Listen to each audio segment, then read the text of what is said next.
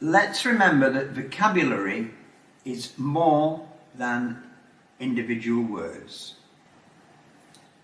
A lexical approach focuses not on individual words, but clusters of words, groups of words, or, as we call them, lexical chunks.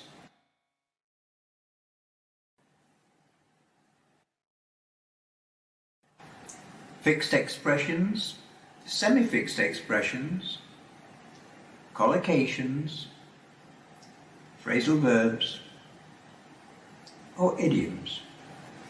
So, let's have a look at some of these. Here are some examples of fixed expressions. As a matter of fact, you use a matter of fact to give more details about something that's been said, or an explanation of it, or something that contrasts with it. English is difficult. No, as a matter of fact, it's quite easy. Upside down. Well, up, the upside is down. My cup is now upside down. Fortunately, there was no coffee or tea in it. I remember at school, we used to have another word for it, children have another word for it, topsy-turvy. And once we were given an essay title, and I was very young, I think it was primary school, to write about a topsy-turvy world, a world in which everything was upside down. And I remember thinking that, well, that's illogical, really, because if everything was topsy-turvy, upside down, then to everyone living there, everything would seem normal. So I didn't choose that title. Topsy-turvy, upside down. If I were you, of course you'd know this one as a second conditional. It's usually used when you're giving advice. If I were you, I'd study harder. If I were you, I'd go to the party. You might enjoy it. A long way off? Of course, it can mean distance. The town is a long way off. The sea is a long way off from where we live. But it can also be used for time. The time when I can speak English fluently is a long way off. So it's not only used for distance, it can be used for time expressions as well. Out of my mind. I'm going out of my mind. This has a couple of meanings. It can mean, if you say someone is going out of their mind, you could mean that they're going mad, they're going insane. But more usually, it's not used as extremely as that. You say, every time I see her, she's always talking about her new house. It drives me out of my mind, sends me out of my mind. So, out of my mind can mean something, if something sends you out of your mind, it frustrates you. By the way is used to introduce something into the conversation that's not directly connected to what you talk about. So I could say, oh, by the way, it's 2 o'clock in the morning here. Oh no, it's nearly 3 in actual fact. By the way, it's nearly 3 in the morning here in England. All of a sudden is just another way of saying suddenly, perhaps a bit more dramatic. I was walking down the street and all of a sudden this man jumped out in front of me and wanted my wallet or whatever.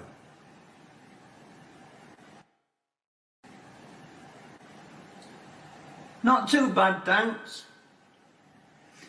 Not too bad, thanks is typically English. Someone says, how are you? How are you doing, Steve? I could say, okay, thanks. I'm fine, I'm well.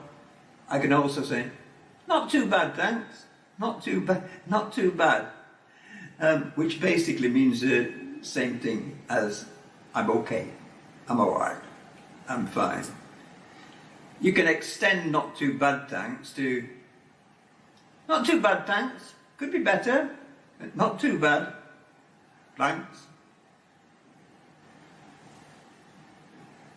Come on, get a move on. Get a move on simply means hurry up, hurry. Yeah. We're going to be late. Get a move on. It's what you can shout to your kids or to friends when they're delaying, when they're behind time. Get a move on. Semi-fixed expressions. Semi-fixed expressions are phrases that keep the same basic word order, but can change some of their parts. Could you open the door, please? Okay, no need to get impatient. Could you open the window, please? Ah, that's better. Fresh air. Could you open the can, please? I'm ready to eat. I'm hungry. Could you pass the sugar, please? Could you pass the bread, please? Could you pass the remote control, please? Hello, nice to see you. I haven't seen you. Followed by a time expression with for or since. Hello, nice to see you. I haven't seen you since 1990. Hello, nice to see you. I haven't seen you for weeks. What was really interesting was the museum. What was really shocking was when the ghost jumped out. What was really annoying was the queue at the airport, at check-in. Collocations. A collocation is a word or phrase that's often used with another word or phrase in a way that sounds correct to people who have spoken the language all their lives. We speak about having a strong accent. This lady has a strong accent.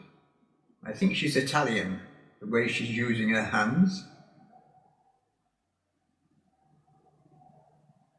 Totally convinced.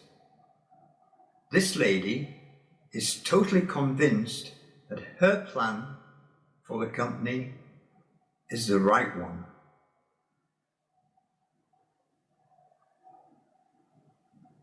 Terrible accident. Did you hear there's been a terrible accident on the motorway? Many cars involved. A heavy smoker.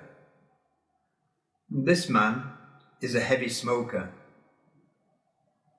It's bad for his health.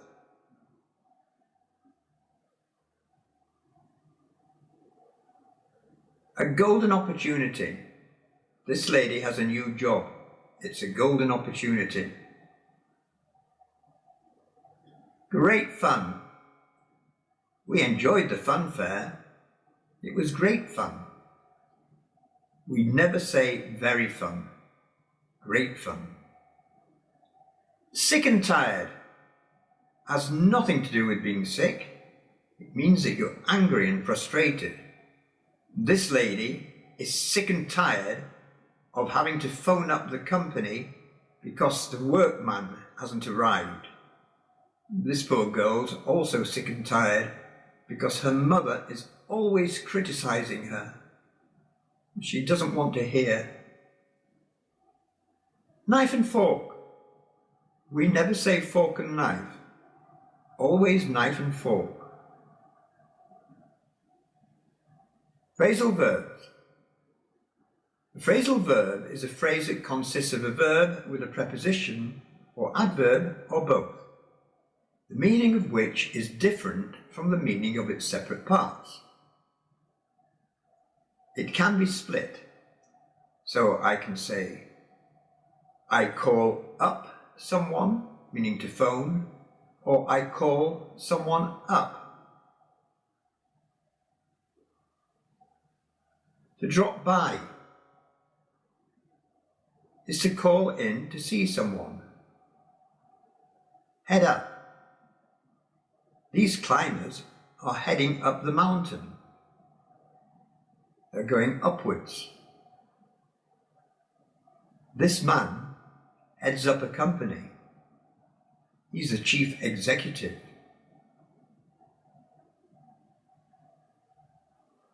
Leave off has different meanings. This lady is leaving off her work and going home. This man wishes his wife would leave off shouting at him, to stop shouting at him. She's angry because he's left the cap off the toothpaste.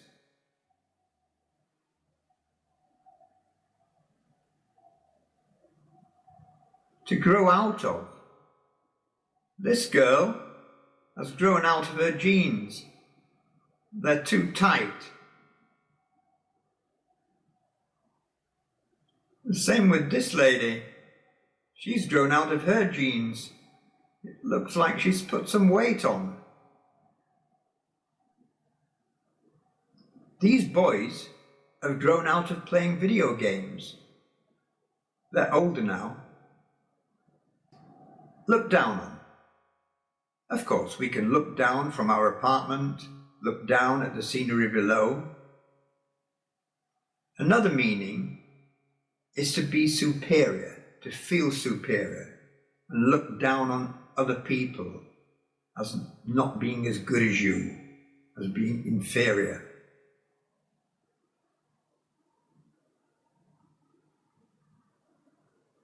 Shrug off.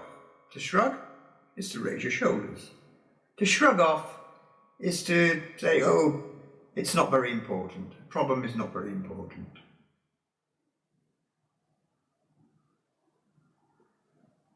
Take up. You take up a new hobby. My grandma's just taken up hang gliding, and she's 86.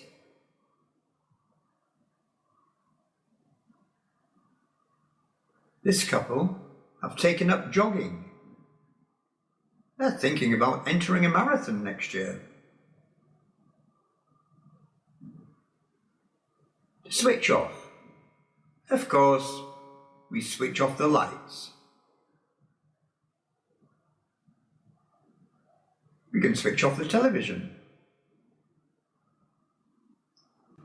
This lady is switching off her computer, and she's also switching off herself.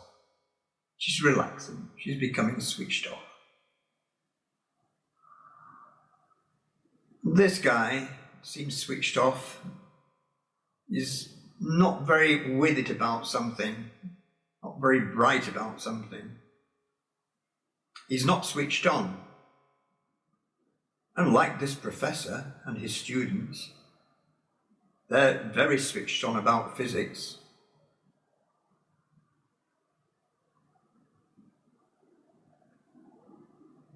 Wear out.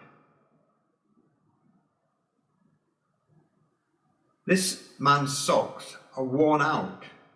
You can see his toe. These jeans are worn out. It looks like they need repairing. Or maybe it's a new fashion. This man is worn out. He's tired. He's had a long day at work. He's ready to go home. Flat out. These workers are working flat out to finish product.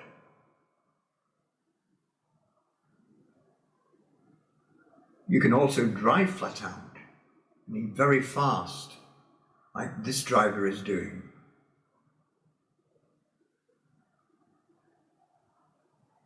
Hard up.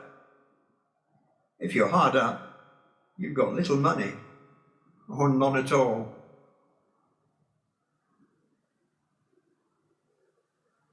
Send off. Of course, you can send off a letter, post it. If you're a fan of football, you'll know that the referee can send someone off.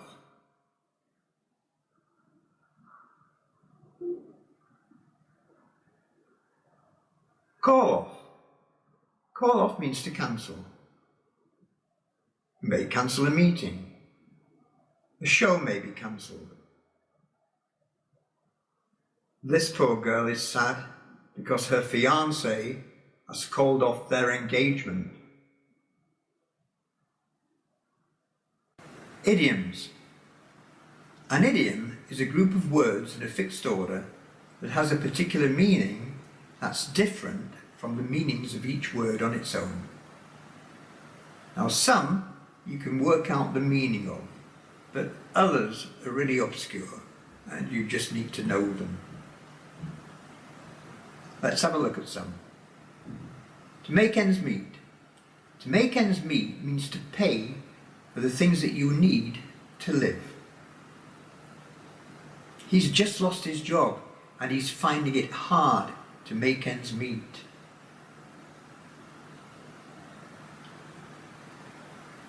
These people are finding it very hard to make ends meet, and they're receiving food from charity workers.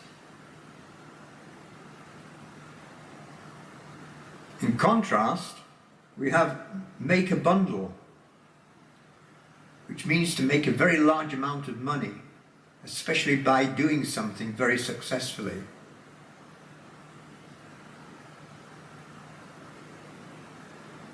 In broad daylight. If you say that a crime is committed in broad daylight, you're expressing your surprise that it's done during the day when people can see it, rather than at night.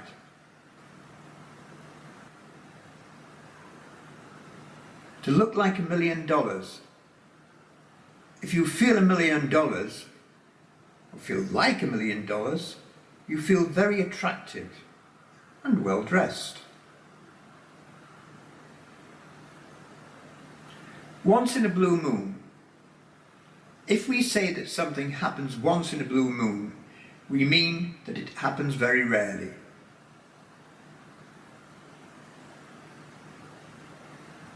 To give someone a hard time is to criticize, annoy, or make trouble for someone. This woman is giving her husband a hard time. Perhaps he hasn't collected the firewood. This man is giving his team a hard time. I'm glad he isn't my boss. To run out of time means to have no more time to do or complete something. We ran out of time and didn't finish the project. This man is late. He's run out of time to catch his train. To be ahead of time. If you do something ahead of time, you do it before a particular event or before you need to be well prepared. This man has arrived for his appointment interview. Now he's getting impatient. To break the bank means to be very expensive or too expensive, to cost a lot of money. Now usually this is used in negative statements. You can buy that television in the sale. It won't break the bank. At the crack of dawn means early morning. This lady likes to get up at the crack of dawn. This man likes to play golf at the crack of dawn because there aren't many people on the golf course. To dwell on the past.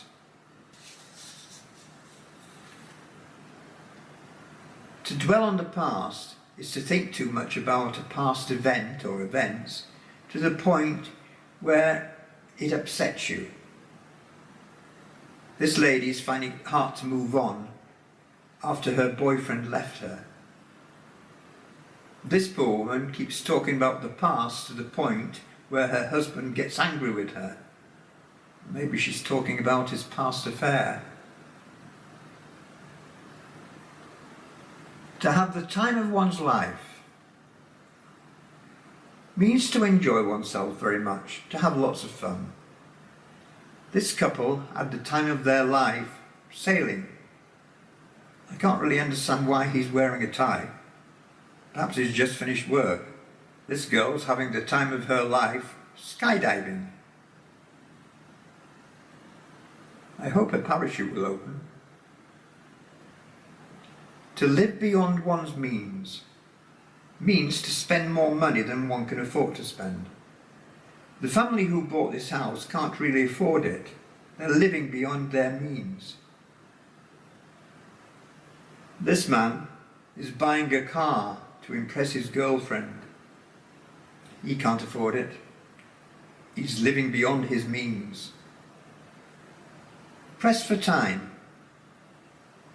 If you're pressed for time, you don't have much time left to do what you need to do. This man is pressed for time to get to work because of heavy traffic. Perhaps he should have left home earlier.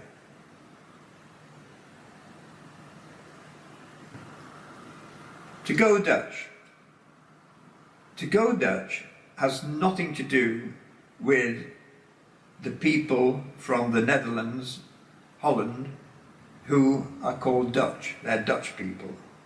What it means is to share the cost of something, especially a meal, to pay for your own meal. There's a historical meaning to going Dutch, but we don't have time to go into that now.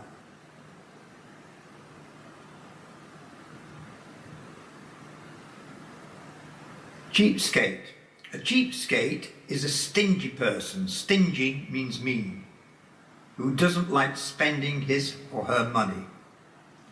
Some people have a lot of money but only shop when there's a bargain to be had. They go to a charity shop even though they're quite rich. On the spur of the moment. If you do something on the spur of the moment, you do it suddenly, without planning it beforehand. This couple are having a picnic on the spur of the moment because it's a nice sunny day. This man starts singing and dancing. He's happy. He does it on the spur of the moment. This couple decided to get married on the spur of the moment.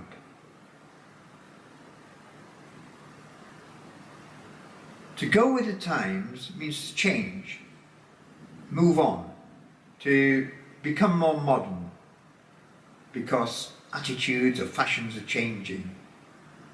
This man always buys the latest phone. He goes with the times. This woman goes with the times by keeping up with fashion. The older man hasn't gone with the times and can't work out how to use the laptop. If you're under the weather, you feel ill, unwell, sick. This girl has a bad cold or flu. She's under the weather. She's not going into work. This lady too feels under the weather. She's taking her temperature. Comparing apples to oranges. This means to compare two completely different things, that it's useless to compare. For instance, you could compare trucks and cars. What's the point? To pig out. I think this one's fairly obvious. To eat to excess, to eat too much, to be greedy. This girl's picking out on a large beef burger. This man enjoys his food so much, he pigs out even while he's working. We can tell by the size of him. On the ball. To be on the ball is to be skillful. This football player is on the ball. He plays very well. Also, if someone is on the ball, they're knowledgeable, alert, and deal with things quickly and intelligently. This lady is on the ball. She even takes her work home.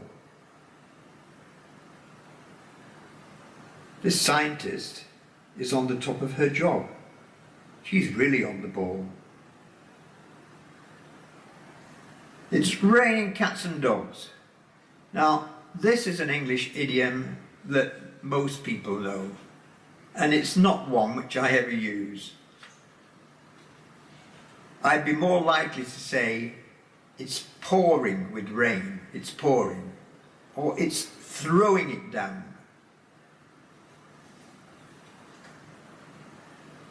Jumping through hoops.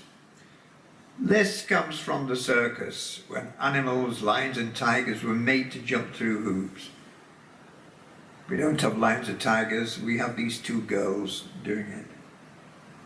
It means to do a complicated or annoying series of things to achieve something. This girl's worked through hoops to complete her project. She's delighted. To hit the pillow or hit the sack is to go to bed, to go to sleep. This woman is tired. She hits a pillow. This man takes it somewhat literally and dives into bed. He's hitting the sack or the pillow. Full of beans means full of energy and life, like this man. And these girls, they're really full of beans. It takes two to tango. This is said when you want to emphasize that both people involved in a difficult situation must accept the blame. She blames him for the divorce. But as I always say, it takes two to tango.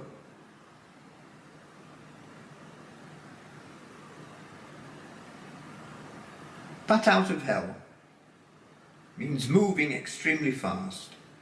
Bats move fast. If they were escaping hell, they'd move even faster. This motorcyclist is riding like a bat out of hell. You'll probably have an accident.